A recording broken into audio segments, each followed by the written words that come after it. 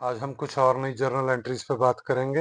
मैंने ऑलरेडी लिख के रख दिया। अ debtor of ₹10,000 become insolvent, salary due ₹2,000, rent paid in advance 3,000। पहले first, a debtor of ₹10,000 become insolvent.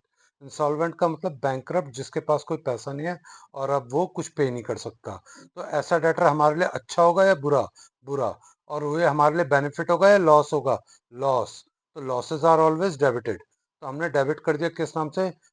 Bad debts 10,000। हमारे डेटर्स आए या गए?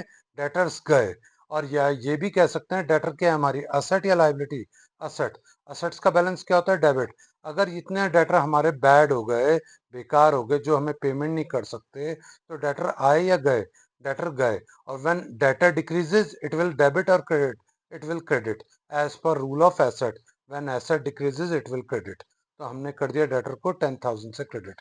और बैड डेट्स को इसलिए डेबिट करा क्योंकि when losses increases it will debit as per modern approach.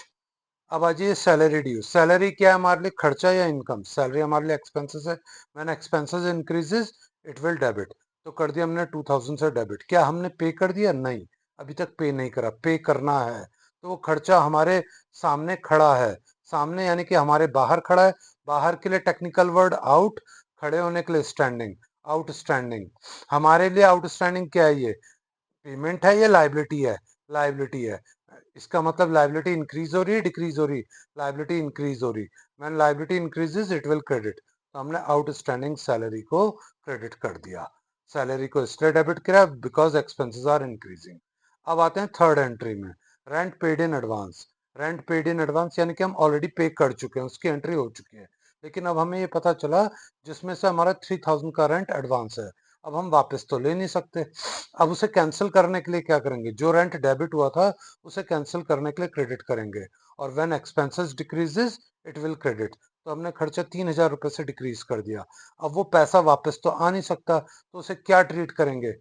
Prepaid rent account debit. क्योंकि प्रीपेड रेंट हमारे लिए क्या है? एक तरीके से एसेट।